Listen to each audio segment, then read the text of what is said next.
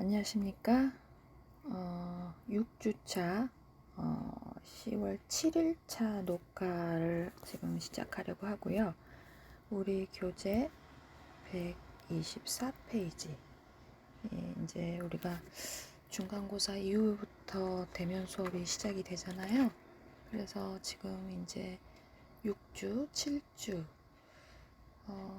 21일이 중간고사 기간으로 지금 안내를 받았는데 지금 여러분들이 스트레스 받지 않고 중간고사를 어떻게 하면 좀 수월하게 할 수 있는지도 고민하고 있는 부분입니다.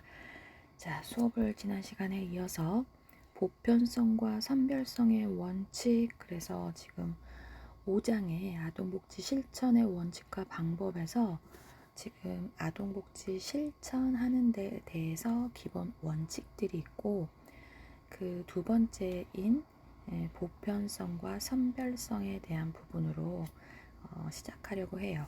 그래서 처음에 우리도 이제 선진국처럼 복지에 대한 부분을 시작했다가 선별을 했는데 지금은 보편적인 복지로 지금 가고 있는 추세이긴 한데, 이 보편성과 선별성의 원칙을 살펴보면 사회복지 급여 할당에서 상반된 시각을 가진 주요 원칙으로는 보편성과 선별성이 있다고 해요. 그래서 이 두 원칙은 복지 서비스를 제공하는 기준에 관한 가치이기도 합니다. 사회복지 서비스를 받을 수 있는 자격과 범위를 정하는 원칙에 관한 것이고, 비용 효과성과 사회적 효과성의 상반된 개념을 통해서 서로의 가치를 일반화시키려고 하고 있는 부분이죠. 아동복지 실천에서는 보편성과 선별성의 원칙이 이제 모두 적용된다고 볼 수 있습니다. 그래서 보편성이라는 건 사회 체제가 불완전하고 불공평한 데서 발생하는 사회 문제를 예측할 수 있고, 또 공공의 노력으로 예방할 수 있다는 관점에서 출발을 한다고 해요. 근데 보편주의자들의 주장은 사회 구성원들이 주는 자와 받는 자로 분리되지 않게 하고, 그 결과 인간의 존엄성과 사회적 통합성이 유지될 수 있다라고 이제 이야기하고 있는데, 사실 이번에 그 추석 때쯤에 국민지원금이라고 해서 25만 원씩 여러분들도 받으셨을 거예요. 물론 부모님께서 일정 그 건강보험료가 높게 측정되어 있는 이제 가정 같은 경우는 못 받은 가정도 있겠지만, 그래서 이제 누구는 세금을 많이 내는데 왜 못 받냐, 그래서 주는 자가 따로 있고 받는 자가 따로 있느냐, 이런 것들에 대한 이야기가 오래전부터 있었던 이야기이기도 하죠. 이게 풀리지 않는 딜레마이기도 한데, 아동복지 실천에서 보편성의 원칙을 적용하는 것은 아동의 성별, 또 부모의 사회적 지위 등에 관계없이 모든 아동을 대상으로 급여 또는 서비스를 제공하는 것이기도 합니다. 예를 들면 아동 수당이라든지 국민보건 서비스, 가족 수당, 무상 의무 교육, 청소년을 위한 공공교육 등을 들 수 있습니다. 그래서 이제 선별성의 목적이라고 하는 것은 아동이 이제 스스로든 아니면 누군가에 의해서든 개인적인 이제 그런 결함으로 파생되는 문제를 보완하거나 해소하기 위해 사회로부터 최소한의 보호를 받아야 하는 상태에 놓여 있을 때 빠른 시일 내에 자립할 수 있는 방향으로 도움을 제공하는 것을 이제 목적으로 한 부분이고요. 이제 선별주의자들은 이제 자산 조사로 수급 자격을 제한을 하게 함으로써 가장 욕구가 큰 사람에게 가용 자원을 집중시킬 수 있다라고 이야기합니다. 이 말은 효과적으로 빈곤을 퇴치할 수 있는 방안을 찾고자 한다면 무엇보다 직접적으로 빈곤한 사람에게 초점을 맞춰야 한다는 것이죠. 예를 들면 빈민을 위한 공공부조, 공공주택, 헤드스타트를 통한 교육기회의 제공이라든지 한시 빈곤가정지원제도, 또 수급 미혼모를 위한 보육 서비스의 제공 등을 들 수 있습니다. 미국의 예를 들어보면 선별성의 의존도가 높은 국가죠. 대표적인 빈곤정책 프로그램으로는 요보 아동 가족 부조 프로그램이 있는데 이걸 AFDC라고 하는 게 있어요.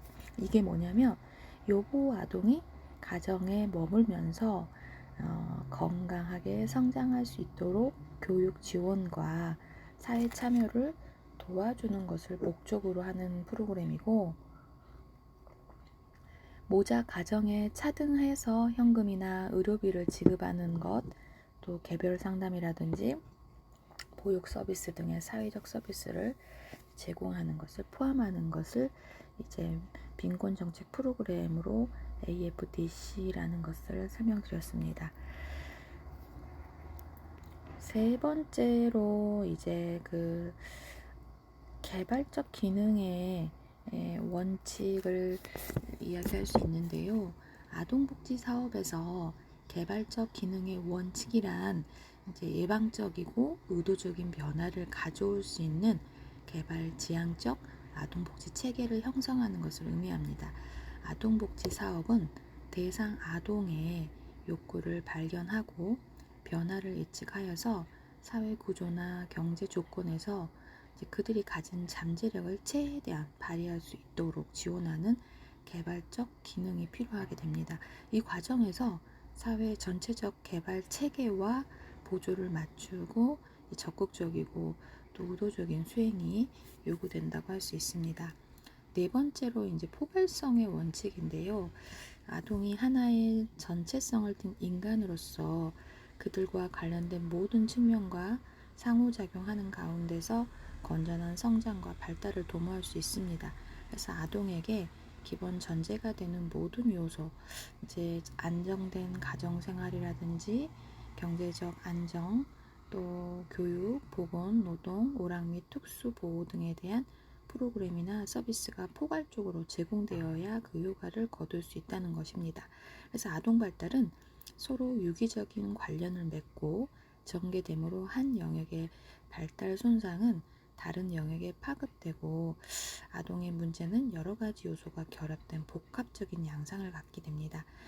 아동에 관한 제도나 프로그램을 운영하는 정부 조직은 아동을 전인으로 파악하고 통합적인 관점으로 접근해야 하는데요. 예를 들어서 장애 아동의 사회적 자립을 위해서 의료 재활, 교육 재활, 심리 재활 및 직업 재활이 종합적으로 제공되어야 하고 관련 분야 간의 상호 유기적인 이해와 협조가 필요합니다. 서비스의 포괄성을 달성하기 위해서는 한 사람의 전문가가 여러 문제를 다루는 일반 접근 방법이 있고요. 또 각각 다른 전문가가 각각의 문제를 다루는 전문화 접근 방법이 있습니다. 전문가들의 집단 접근 방법을 통해서 아동의 문제를 해결할 수도 있고요. 또 그 밖에도 복합적이고 다양한 문제를 가진 개인의 문제를 해결하는 데 있어서 한 전문가가 책임을 지고 계속적으로 필요한 서비스와 전문가를 찾아 연결시켜주고 적절한 서비스를 받을 수 있도록 관리해주는 사례 관리 방법이 있습니다. 전문성의 원칙을 설명드리면 아동의 욕구나 사고 및 행동 문제 등에 관한 전문적 지식이나 기술 없이 아동의 문제를 해결하는 건 쉽지 않습니다. 그래서 아동의 건전한 성장과 발달을 돕기 위해서는 이제 이들을 위한 전문 기구와 전문 인력이 필요합니다. 그래서 많은 아동 관련 단체가 아동 복지를 위한 조직의 목적을 명확히 하고 있지만 그 조직의 목적을 달성하기 위해 업무에 참여하는 인력에 대해서는 별로 고려하지 않고 있고 또 조직 자체를 위한 행정 운영에만 중점을 둘 뿐 아동 프로그램의 기획과 실천을 위한 전문직 지도자에 대한 관심은 상대적으로 부족합니다. 아동복지 사업을 효율적으로 전개하기 위해서 아동복지 실천 분야의 전문성을 제고한 정부 수준의 강한 제도적 보장의 지지와 격려가 수반되어야 하고 전문 인력의 활용이 반영되어야 하는 것이지요. 두 번째로 아동복지 서비스에 대한 분류로 이제 이런 서비스가 행해지는 장소라든지 서비스의 기능이라든지 또 방어하는 선의 위치에 따라서 분류할 수 있다고 해요. 그래서 그 서비스가 제공되는 장소에 따른 분류는 어떤 것들이 있는지 한번 살펴보겠습니다.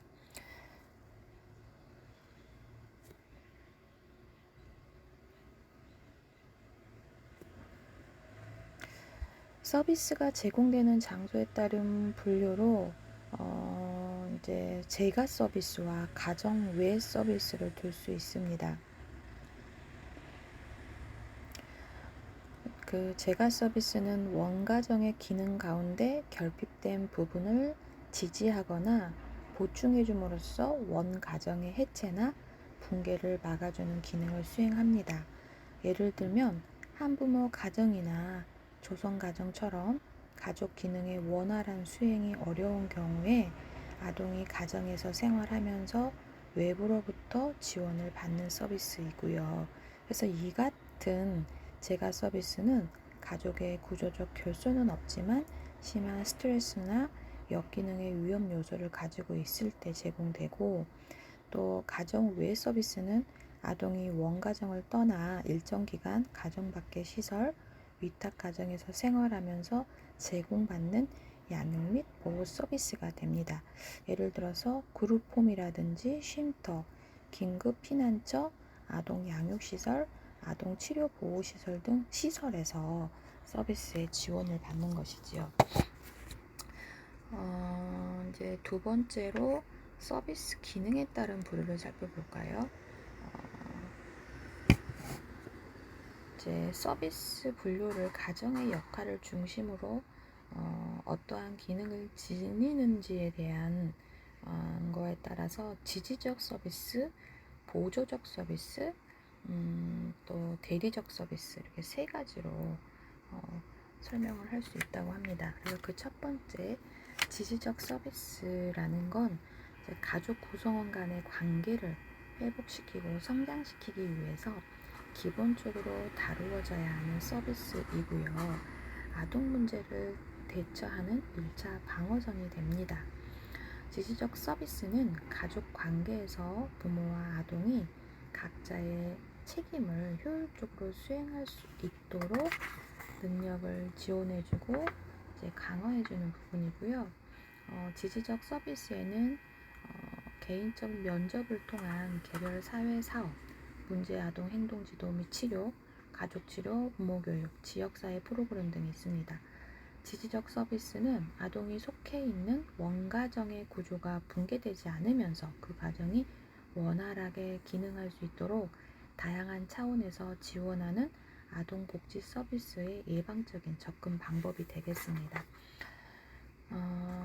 우리 교재에 이제 그 대학생을 위한 예비 부모 교육이라는 그 내용이 좀 안내가 되어 있는데 들려드려 볼게요. 우리나라의 경우 치열한 입시 전쟁으로 인해 중고등학생에게 예비 부모 교육을 실시하는 것은 실제로 어려운 상황이며 그 실효성을 기대하기 어려운 상황이다. 우리나라의 현실에 비춰볼 때 가장 적절한 예비 부모 교육의 대상은 대학생이다. 대학생들은 정서적으로 더 성숙한 상태일 뿐만 아니라 결혼이라는 사건이 구체적으로 과시화되는 시점이기 때문에 보다 실효성을 거둘 수 있다.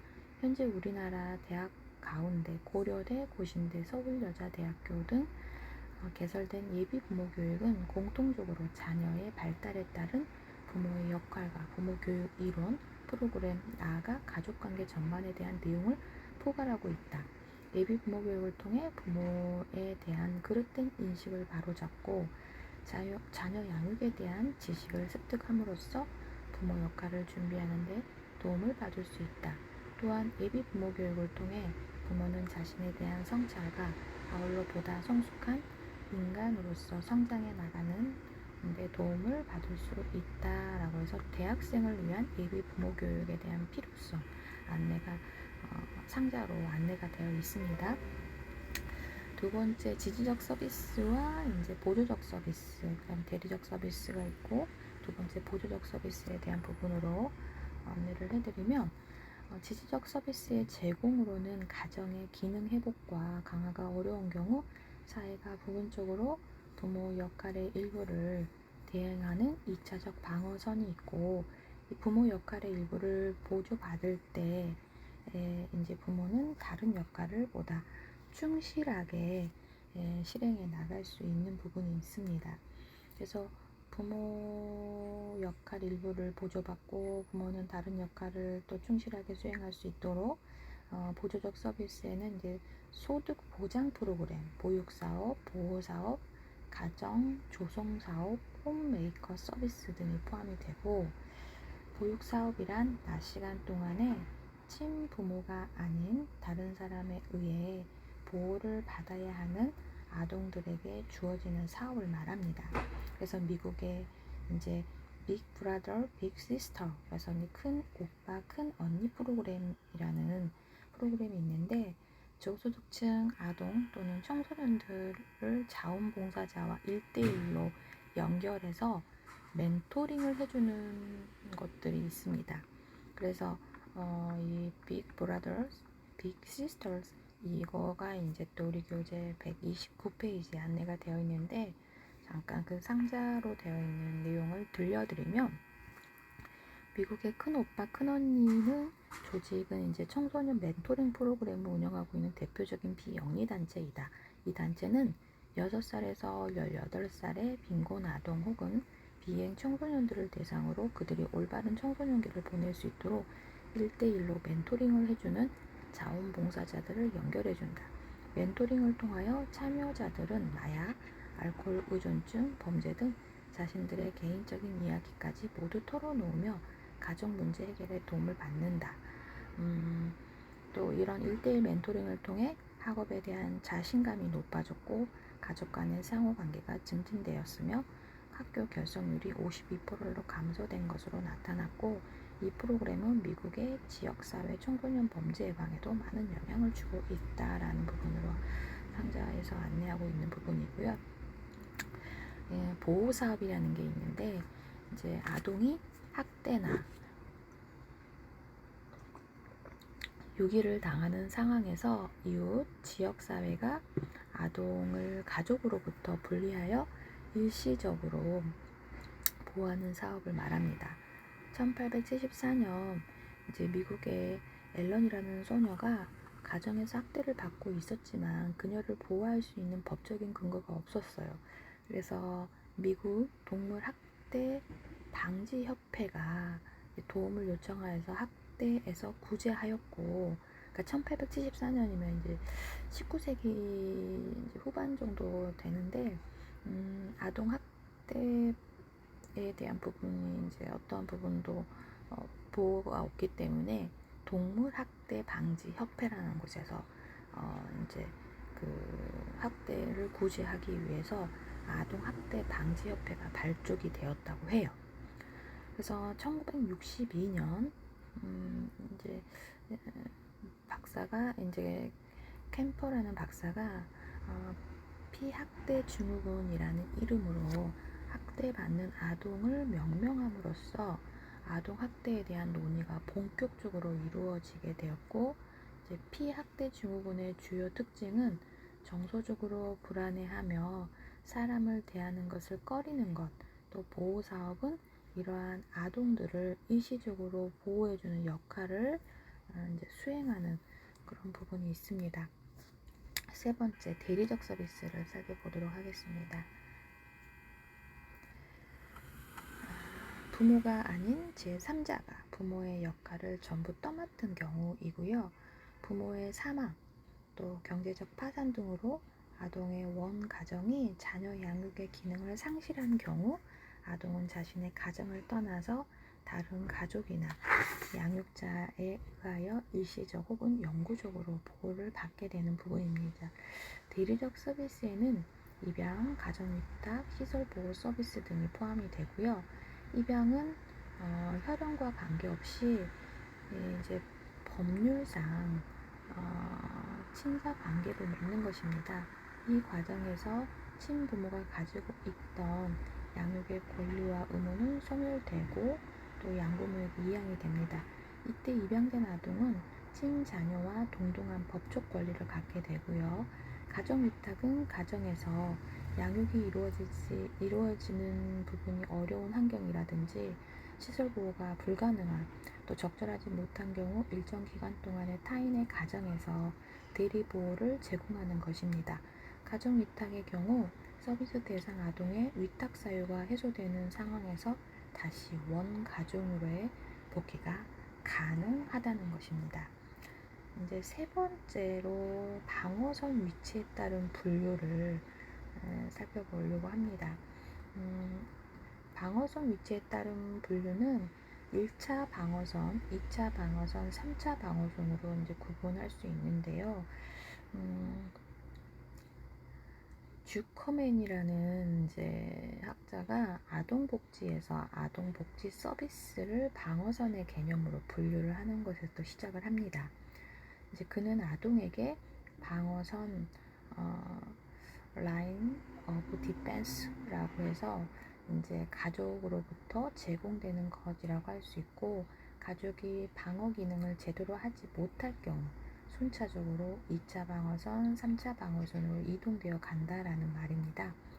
그래서 1차 방어선을 지지적 서비스와 보조적 서비스, 2차 방어선을 대리적 서비스 가운데 가정 위탁과 입양 서비스로, 그리고 제3차 방어선을 집단 보호 서비스로 구분을 하게 됩니다. 그 첫 번째가 1차 방어선으로 설명을 드리면, 가정은 아동의 기본적인 욕구를 충족시켜주는 1차적인 방어선의 기능을 수행합니다. 만약 가정이 위기에 처하게 되면 가정의 사회적 기능을 강화하여서 역할을 회복하도록 하는 부분이고, 1차 방어선은 가정의 사회적 기능을 회복, 유지, 강화시키는 역할을 수행하게 됩니다. 대표적인 1차 방어선의 내용으로는 가족 치료, 부모 교육, 아동 상담, 소득 보장 프로그램들이 있습니다. 2차 방어선은 가정의 기능이 정상적으로 수행되지 못할 때 아동을 위해서 원가정과 가장 유사한 기능을 하는 다른 보호 장소를 아동에게 제공하는 것입니다.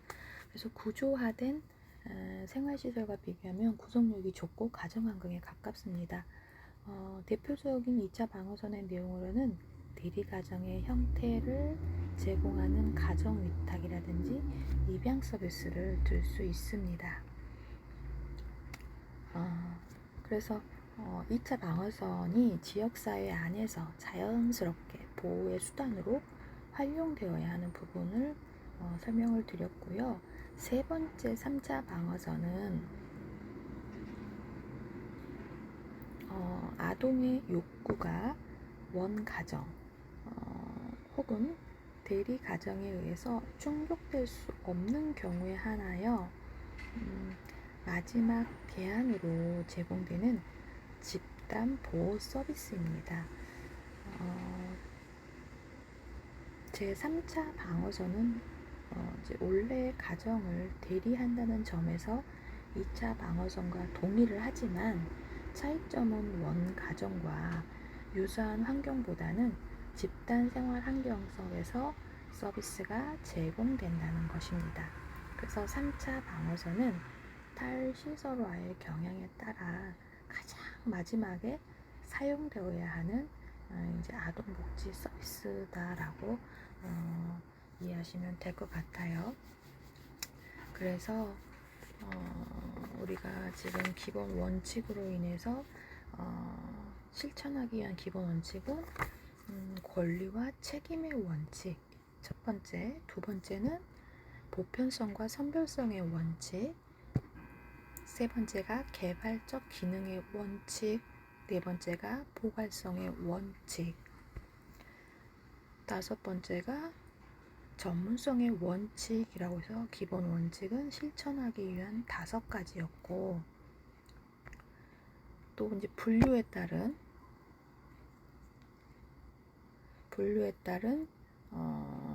이제 장소에 따른 분류는 제가 서비스냐, 가정의 서비스냐, 또 서비스 기능에 따른 분류는 지지적 서비스가 있고, 또 보조적 서비스가 있고, 또 대리적 서비스가 있다라는 부분으로 설명을 드렸어요.